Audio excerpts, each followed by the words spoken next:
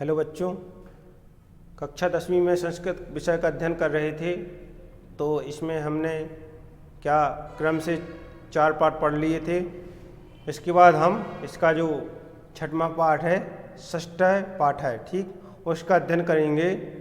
तो 6ठ पाठ और 7म पढ़ने के बाद हम 5 पाठ का अध्ययन करेंगे।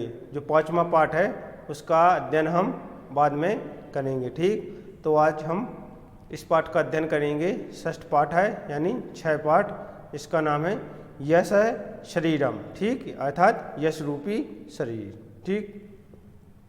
तो इसको आज अच्छी तरह से पढ़ना है, ठीक। तो इसमें सबसे पहला जो पाठ परिचय है वो दिया गया है। संसारे बहवः जनाः जन्म गृह्णन्ति किंतु तेषु अल्पजनाः एव संसारे ख्यातिम प्राप्य यशो लभन्ते, ठीक। अर्थात संसार में बहुत से लोग जन्म लेते हैं। संसारे बहवः जनाः जन्म गृह्णन्ति, संसार में बहुत से लोग जन्म लेते हैं। किंतु तेषु अल्पजना, किंतु अल्पजना का मतलब होता है बहुत ही कम लोग। तो किंतु बहुत ही कम लोग हैं जो संसार ख्याति प्राप्त यशो लभन्ति, जो जिनकी संसार में ख्याति या प्रसिद्धि प्राप्त फैलती है और वो यश को प्राप्त करती है, ठीक। ये स्वसुखम स्वार्थ न परित्यज्य लोक मंगल कामना भावना लोक कल्याणार्थ कार्य कुर्वन्ति ते यो ईशः ते यो यश शरीरेण जीवन्ति ये स्वार्थमात्र चिंत्यन्ति ते तु जीवनोपि मृता यो तिष्ठन्ति, ठीक। अर्थात बहुत ही कम लोग ऐसे हैं जो संसार में जन्म लेते हैं और अपने क्या कहते हैं प्रसिद्धि के लिए इसको प्राप्त करती है, ठीक। तो इसके बाद जो लिखा था कि स्वसुखम स्वार्थ या परित्यज्य, अर्थात स्वार्थ को छोड़कर लोक मंगल कामना भावना, लोक मंगल की जो भावना एवं लोक कल्याण के लिए कार्य करती हैं, ठीक। ये ऐसा शरीर जीवंती, वे ही यश रूपी शरीर को में जीवित रहती हैं, ठीक। ये स्वार्थ मात्र चिंतायति, जो केवल अपने स्वार्थ के बारे में सोचते हैं, वे क्या होते हैं, तू जीवनोपि मृतायु तिष्ठन्ति, वो जीवित रहते हुए भी क्या है, मृत के समान है, ठीक। अस्या भावनया विकास्य है बाल व बोधनाया च संकालिता कथा अत्र प्रस्तुते, ठीक है। अर्थात इस भावना के विकास के लिए, बच्चों के ज्ञान के लिए क्या है, यह कथा प्रस्तुत की गई है। तो इस में हम जो यश रूपी शरीर है जो उसके से संबंधित इस पाठ का अध्ययन करेंगे हम इस कथा का, ठीक है। तो इसमें जो पहला पैराग्राफ दिया गया है वो दिया गया है, ठीक है, अच्छे से समझना है इसको। गंगा तीरे मार्कंडेय नाम कश्चन मुनि वसति, इसमें गंगा तीरे मतलब क्या, गंगा के किनारे, ठीक। मार्कंडेय मतलब जो ऋषि का नाम है जो वहाँ पर रहते थे गंगा के किनारे। वसति मतलब रहना, ठीक। तो गंगा के किनारे मार्कंडेय नाम के एक मुनि रहते थे, ठीक है। तस मतलब उनके गुरुकुल, जहाँ पर शिक्षा प्राचीन काल में दी जाती थी, ठीक है। तो उनके गुरुकुल में वाह मतलब बहुत शिष्य आसन, बहुत सारे क्या थे, शिष्य थे, ठीक है। वासुदेव तस्य प्रिय शिष्य, वासुदेव क्या था, उनका प्रिय शिष्य था। तस्य 12 वर्ष आक्तम अध्ययनम यदा समाप्तम तदा गुरु तत् आहुत, ठीक है। तस्य मतलब उसकी 12 मतलब 12 वर्ष के अध्ययन के बाद, ठीक है, समाप्त होने के बाद उसको गुरु जी ने अपने पास बुलाया और बोले, औदत का अर्थ होता है क्या, बोलना, बोले, हे शिष्य, ठीक है, बोले शिष्य अब आधुना भवान सर्व विद्या परंगता है अपि, अब आप समस्त विद्याओं में क्या हो गए हैं, निपुण हो गए हैं, ठीक है। अतः इतः परम स्वग्रामम गहंतु आर्यन भवान, अर्थात इसलिए इसके बाद आप गांव जाने के लिए योग्य हो गए हैं। गमनात् पूर्व भवता द्वारकापुरस्य देवराजस्य गृहम दृष्टवा आगंतुमान। तो उसको गुरुजी ने आज्ञा दी कि गांव जाने से पहले आप क्या करें, द्वारकापुर जाकर देवराज का गृह मतलब घर देखकर आएं। ठीक है। किंतु गृहणतः न गंतव्यम इति, लेकिन घर के अंदर न जाएं। तो गुरु ने अपने शिष्य को आदेश दिया कि आप सभी शिक्षाओं एवं कलाओं में पूर्णतः हो चुके हैं, अब आप अपने गांव जाने योग्य हो गए हैं। गांव जाने से पहले क्या करें, आप द्वारकापुर जाकर देवराज नाम का एक व्यक्ति रहता था उसका घर देख कर आएँ, किंतु उसके घर में नहीं जाएं। ठीक। तो फर्स्ट पैराग्राफ में उन्होंने आदेश दिया। इसके बाद देखते हैं नेक्स्ट पैराग्राफ। इसमें कहा गया है वासुदेवाय तस्मिन् योदिने द्वारकापुरम प्रति प्रतिष्ठवान। ठीक। क्या हुआ, जो वासुदेव था वो अगले ही दिन ठीक द्वारकापुर के लिए प्रस्थान करता है। ठीक।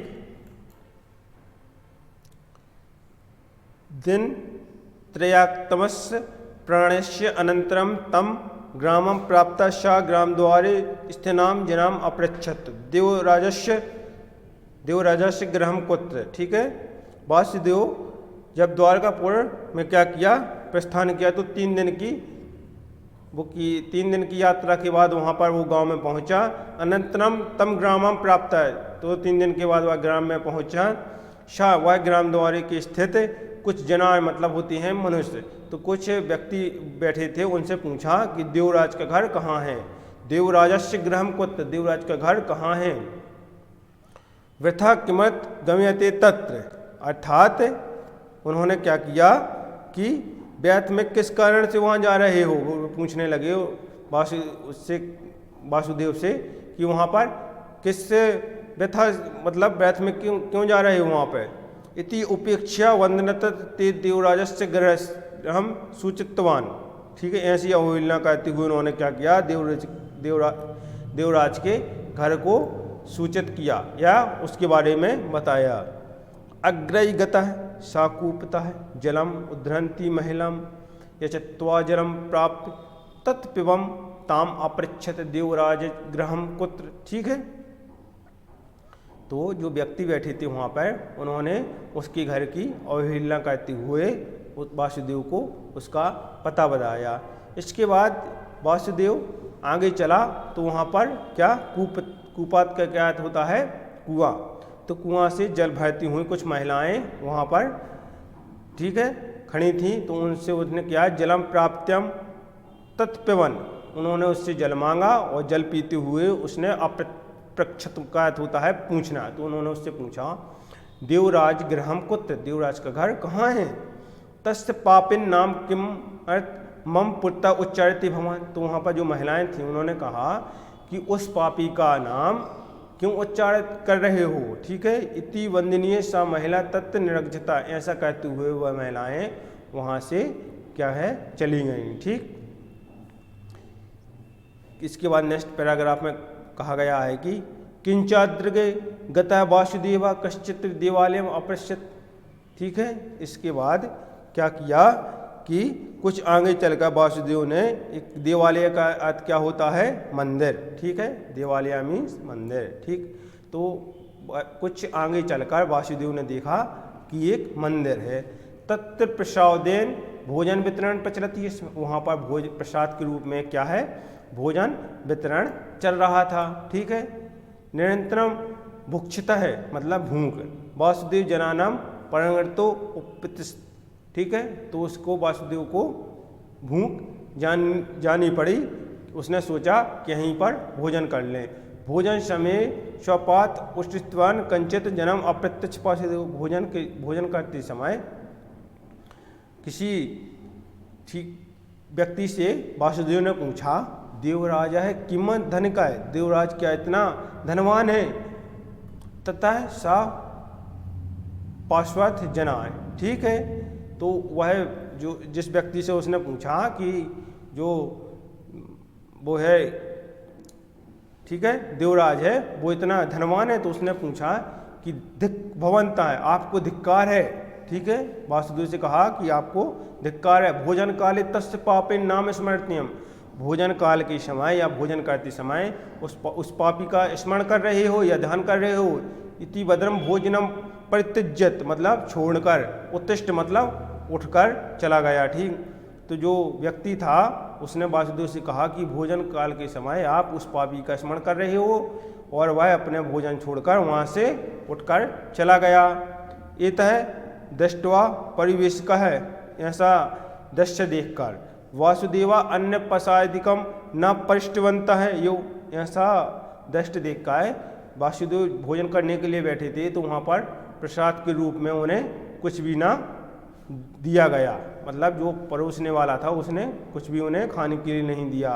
अपूर्ण उदार है यो सहा तथा उत्तिष्ठवान, ऐसा अनादर करके वहाँ से वह चला गया, तो वासुदेव को वहाँ पर भूखा ही जाना पड़ा। ठीक, उसको प्रसाद नहीं मिला। दूरात यो देवराजस्य गृहम दृष्ट्वा प्रज्ञात, दूर से ही देवराज का घर देखकर वह दिन द्वारस्य अनंतरम गुरुकुलस्य प्रत्यय, ठीक, उसने क्या किया कि उसने दूर से ही देवराज के घर को देखा और 2 दिन के बाद, 2 दिन के बाद वह अंत में गुरुकुल पहुंचा। ठीक, गुरुकुल ने उसे तम पुनः अवदत्, गुरु ने उसे पुनः आदेश दिया। रामनाथपुरम गत्वा रामदेवस्य गृहम गत्वा आगंतव्यम, रामनाथपुर जाकर रामदेव का घर को देखकर आओ, या इसके घर की जानकारी लाओ। ठीक है, शिष्य है अनंत दिनी, शिष्य अगले दिन ही यो रामनाथपुरम प्रति प्रतिष्ठवान, अगले दिन ही वह रामनाथपुर की ओर प्रस्थान करता है।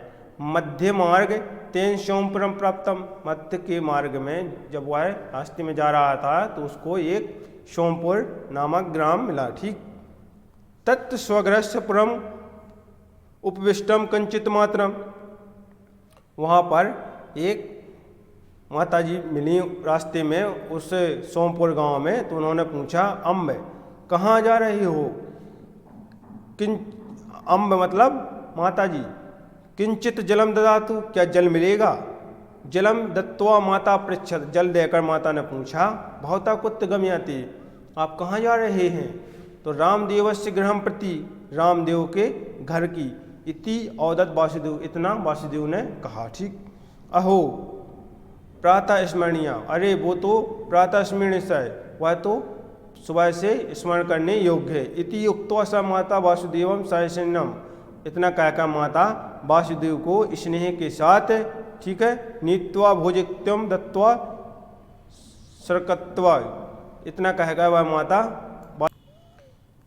ऐसा कहकर उन माता जी ने क्या किया, वासुदेव का सत्कार किया और उन्हें भोजन क्या किया कि भोजन देकर उनका सत्कार किया। ठीक,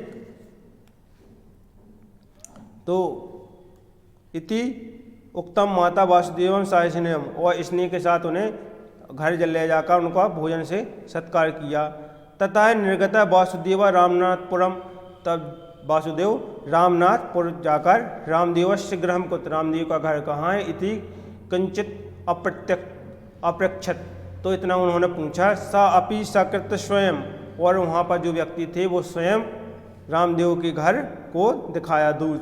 दूरत यो तद्दृष्ट्वा, दूर से देखकर वासुदेव रामदेव का घर जो था उन्होंने दूर से देखा, और वासुदेव गुरुकुलम प्रत्यक्षत, और गुरुकुल के लिए क्या हुए, वापस लौट आए। ठीक है,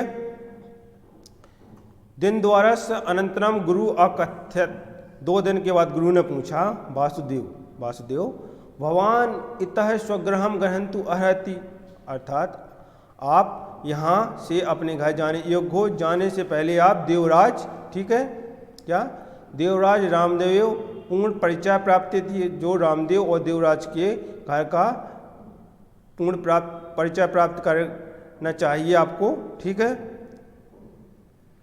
एतत् आदेशम पालनम वासुदेव पुनरपि द्वारकापुरम प्राप्त देवराजस्य गृहम अपेक्षत। इस आदेश का पालन करते हुए वासुदेव ने दोबारा द्वारकापुरी जाकर किसके, देवराज के घर गया। ठीक है। वैभव पेतम गृहम तत्, उसका घर वैभव से और विशालता से युक्त था। ठीक है। उसके घर में अत्यधिक धन संपत्ति थी। ठीक है। द्वारका रक्षकाय तस्य प्रवेशम निषिद्धवान। ठीक है।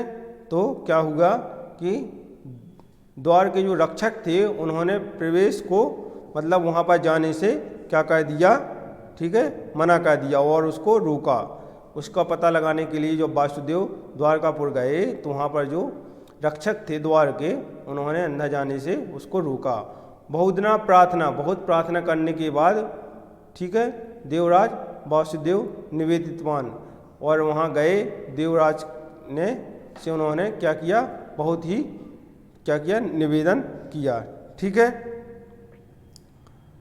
कोपेन मतलब क्या होता है, क्रोध। यो वही आज्ञा देवराज, क्रोध में आकर देवराज ने क्या किया, क्या तुम, तो उससे कहा, देवराज से कहा, देवराज ने वासुदेव से कहा क्रोध में आकर कि किम धनम याचितुम आगतम हो, क्या तुम धन मांगने के लिए यहाँ आए हो। ठीक है। मया कस्मिंचित किमपि न दियते, मैं किसी को कुछ नहीं देता हूँ। ठीक है। मम विश्रांति मतलब आराम, तुमने नाशति मतलब नाश किया, तुमने मेरा क्या किया, जो आराम कर रहा था मैं उसको तुमने नाश किया। निर्गम्यत्याम इतः इति तर्जित्या तम प्रेषितवान, यहाँ से निकल जाओ, इस प्रकार डांट कर उस वासुदेव को वहाँ से भगा दिया। ठीक। इसके बाद नेक्स्ट क्लास में हम जो पैराग्राफ अभी और बचा है इस कथा का, उसका अध्ययन करेंगे। ठीक। तो आपको यहाँ तक अच्छे से समझ में आ गया होगा। ठीक। इसके जो शब्दार्थ हैं उनको अच्छी तरह से पढ़ना है और उनको याद कर लेना है, ताकि इस पाठ का जब आप अध्ययन करें तो उसमें सरलता से आप इसके संस्कृत के अर्थ को समझ सकें। ठीक। धन्यवाद।